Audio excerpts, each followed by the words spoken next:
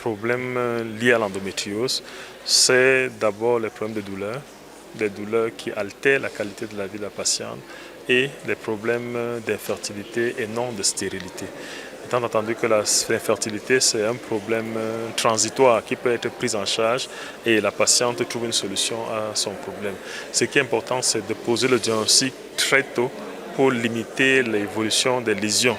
Et lorsqu'on a posé le diagnostic très tôt chez les jeunes filles, les adolescentes, il faut limiter la progression des lésions en la mettant sous les pilules.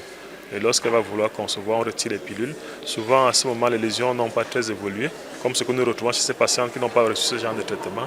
Et elle peut avoir des grossesses normales.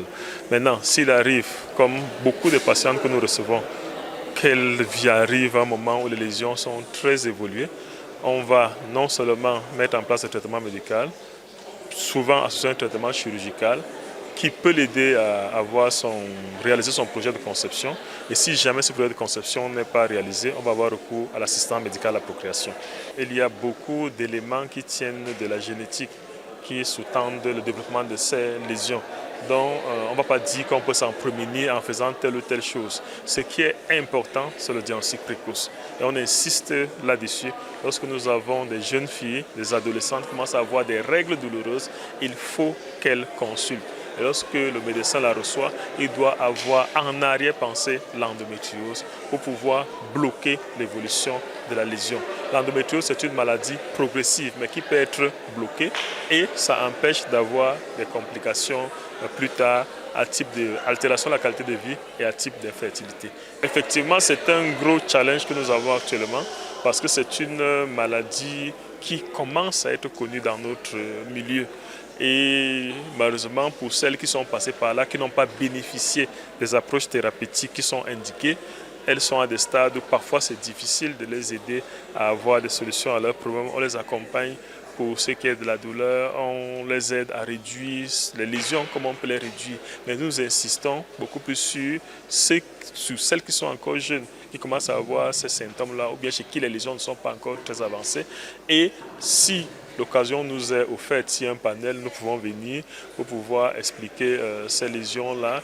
Et je peux vous assurer que c'est une thématique qui qu'est-ce que je voulais dire, qui intéresse une grande partie de la population parce que nous sommes nous-mêmes soit affectés par cela, soit dans l'environnement, on a toujours quelqu'un qui a ces règles douloureuses-là et qui a une qualité de vie altérée. Et si vous avez des circonstances où nous pouvons davantage insister sur cette pathologie qui crée beaucoup de complications. On l'a dit tout à l'heure, c'est 10% de femmes qui souffrent d'endométriose, 30 à 50% de femmes infertiles, environ 80% de femmes qui ont des douleurs pelviennes chroniques, qui ont des problèmes d'endométriose. Donc on comprend que finalement, c'est une bonne partie des femmes qui ont ça et elles ont besoin d'être informées sur la prise en charge de cette pathologie-là. Mais on ne peut pas désespérer parce que de plus en plus, on commence à comprendre la maladie, de plus en plus, nos apprenants sont formés à l'identification et à la prise en charge de cette pathologie. Je peux vous dire, même dans les sociétés où les choses sont bien avancées, ça constitue un problème pour eux jusqu'à ce jour.